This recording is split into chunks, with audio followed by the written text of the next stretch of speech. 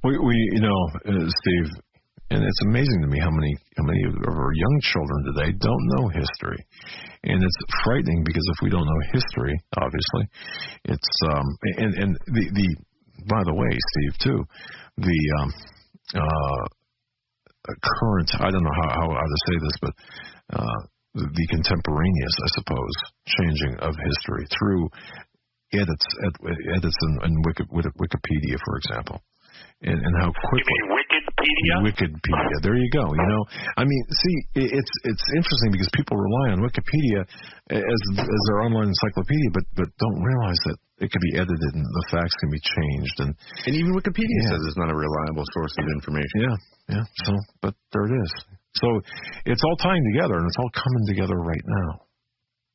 You're right. Well, again, one of the things that the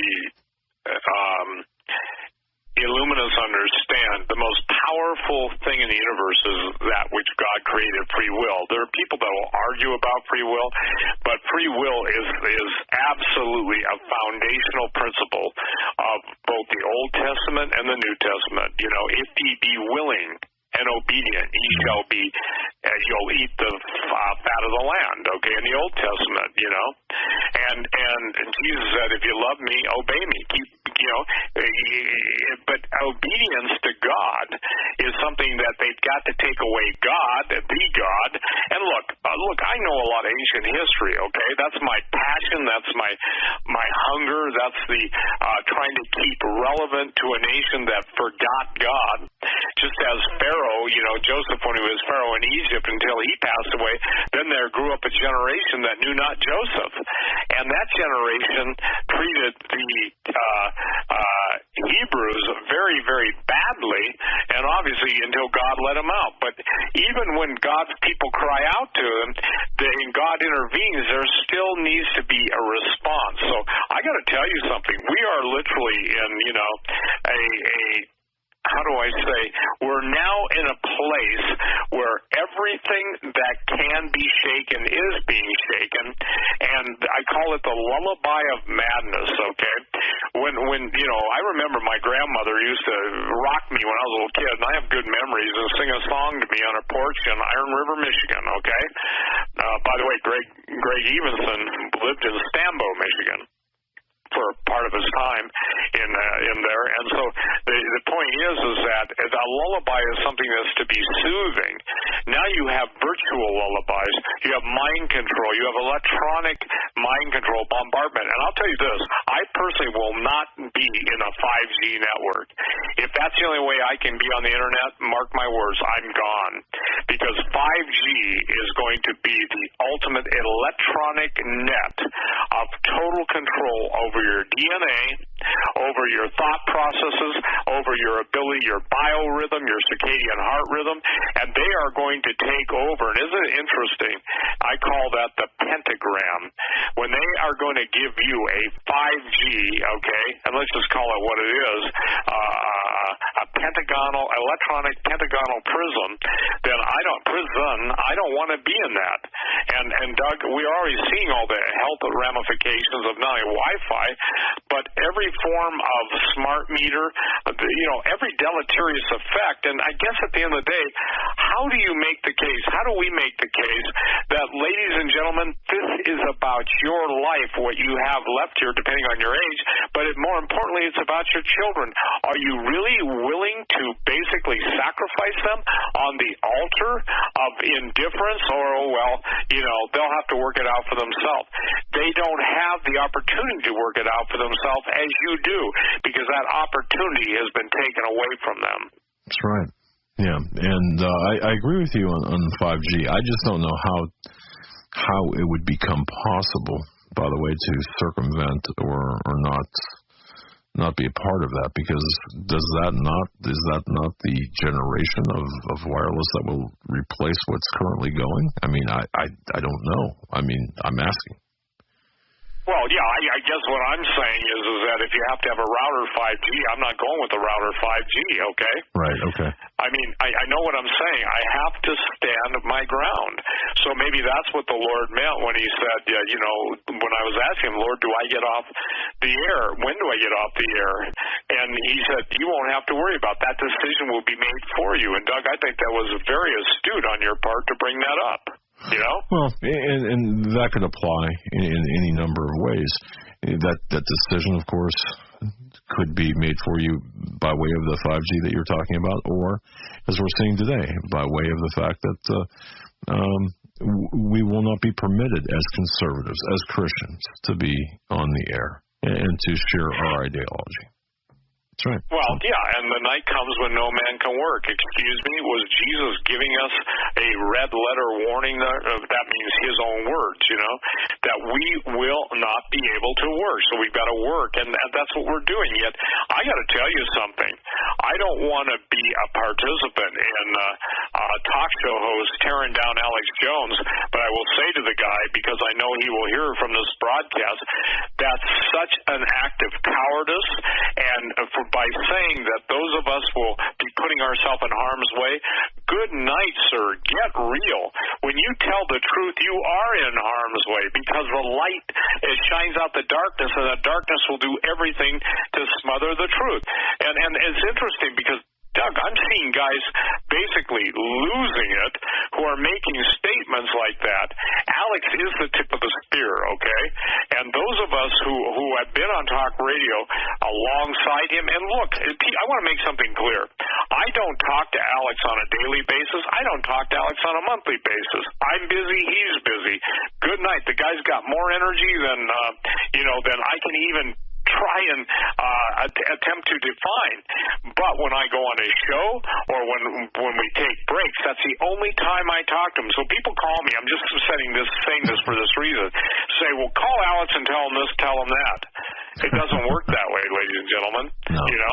And I thank God that listen, the videos that Alex produced in the early years on radio have been absolutely instrumental in probably waking up, my guess is, 30 million people. I would say that's probably a conservative figure, but yeah, I think you're right. Yep. Yeah. Or let's just say this. Let's say it's a quarter of America's population, 75 million people.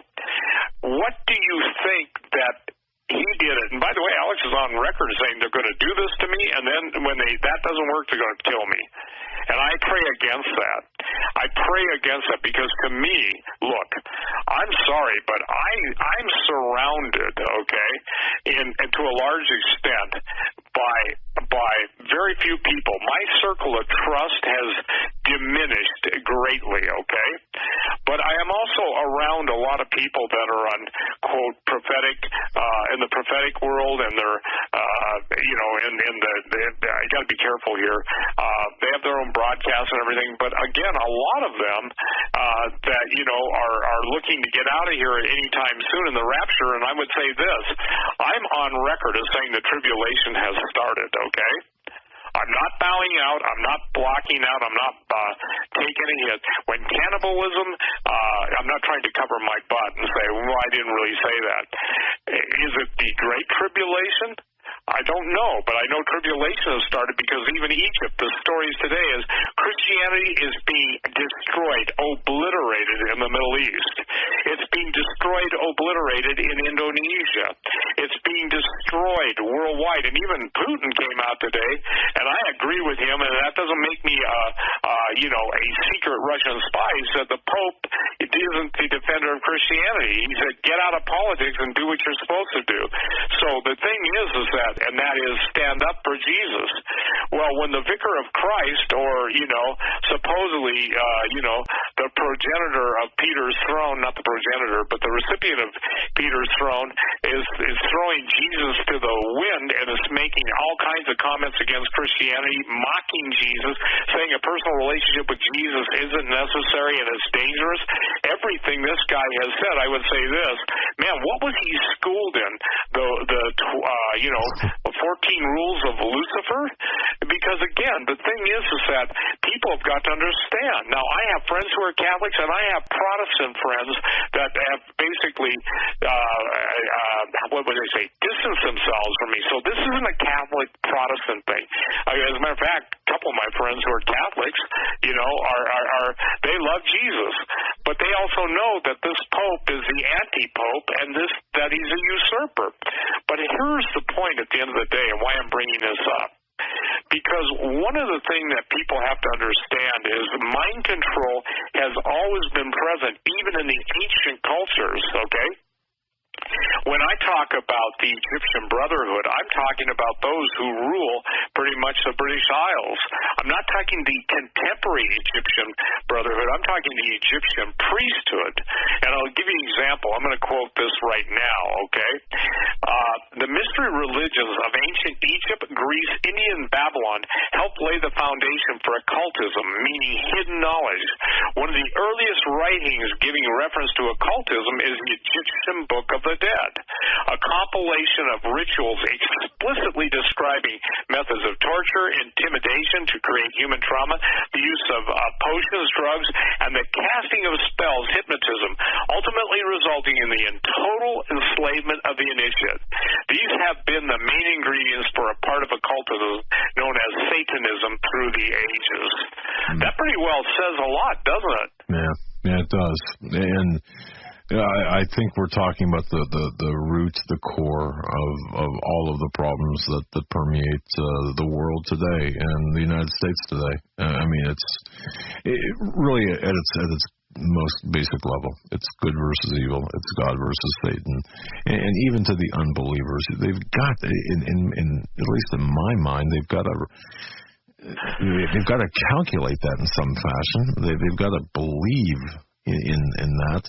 Whether they describe it as, in whatever terms they use, it's got to be that basic and that severe. I don't know. That's just my thinking. Well, you're correct, and let me give you another quote, Aldous Huxley, okay? And, when you're talking about this world, you're talking primarily about the Huxleys, Julian Aldous Huxley. You're also talking about George Orwell, who I quote quite what would I say? Many times I quote him. Here's a statement from him on the Committee of 300, and John Coleman, before he passed away when he was on talk radio, brought that to the attention of most people, the 300 families that rule the world. I'm quoting now, quote, Aldous Huxley, "There will be in the next generation or so a pharmacological method of making people love their servitude and producing dictatorship without tears, so to speak. Producing a kind of painless concentration camp for entire societies so that people will, in fact, have their liberties taken away from them, but will rather enjoy it because they will be distracted from any desire to rebel by propaganda or brainwashing enhanced by pharmacological methods, and this seems to be the final revolution. Hello, the ultimate illuminist is telling you what there is going to do." I'm going to read it one more time, and I'll try and read it slower and with more clarity. "There will be in the next generation or so a pharmacological method of making people love their servitude and producing dictatorships without tears, so to speak. Producing a kind of painless concentration camp for entire societies so that people will in fact have their liberties taken away from them, but will rather enjoy it because they will be distracted from any desire to rebel by propaganda or brainwashing through enhanced pharmaceutical and pharmacological methods, and this seems to be the final revolution." Well, that sounds like good night. Prozac Nation? Hello. Birth control in the water? Emasculation? Hello. Xenoestrogenic castration? I don't think people are getting it, the birth rate, and now we've got sex with robots. And here, we'll wake everybody up. Sex with robots is going to be one of the most, how should I say this, alluring bait or traps that's going to be set for humanity. Because the reason this is going to be so provocatively evil is the fact that it's going to interfere with birth rates, okay? Human birth rates. And what people don't understand, and this is really critical to understand, is that sex has been the dominating force in the universe since the fallen angels didn't stay in their first estate. Believe me, it wasn't, well, how should I say this?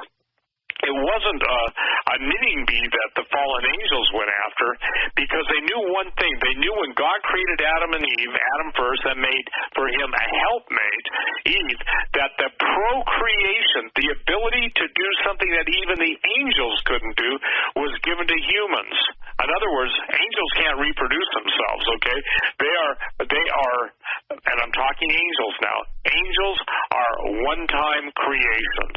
Does that make sense to you, Doug? Yep. Therefore, they came from the realm, okay? They kept not their first estate, came into the human created world, and they wanted what mankind had because they thought they could recreate or continue on. Now, I'm talking about the rebellious angels, and of the one-third of the angels that fell with Lucifer, I say to people, where do you think those entities hang out? You know, it wasn't the original 200 that created, that fell on Mount Hermon and took from earth women wives as they would and produced the giants, and then that thing was repeated both before the flood and after the flood. But now the very, if you will, human seed is under such technological attack that, in essence, if God doesn't intervene, there will be no flesh left alive. At no point in history has a time ever existed when the words of Jesus in that statement, for the elect's sake, those days will be short, unless there be no flesh left alive. And isn't it interesting, the only question Jesus really didn't answer for us is that when the Lord returns, will he find faith in the earth? Well, and unless he does something, my answer to him is, Lord, not only do you know us, but I wouldn't bet on it. Yeah. Now, someone says, well, you sure are taking that upon yourself. No, here's the thing. The idea is simply that we are at a point now where everything, God's revealing everything.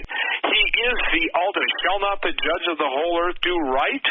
And if the God of heaven is the ultimate judge in justice and mercy and forgiveness, but true justice, then he's going to lay out his case using the evidence. And if Donald Trump is God's prosecuting attorney, I can tell you this, nothing else has flushed these wolves out of their lairs, you know, and if the sheep want to just go quietly into the night and say, here I am, make me mutton sandwich or mutton burgers, then that's for them to do. But there shall be a group of men and women that will rise up, and they who know their God shall be strong and do exploits. This is such an important thing, Doug. It is by far the most succinct, the most objective, the most historically accurate presentation of mind control that has ever, and look, I've been at this stuff for a lot of years, but I've never seen this, and I go, wow, this is so well done.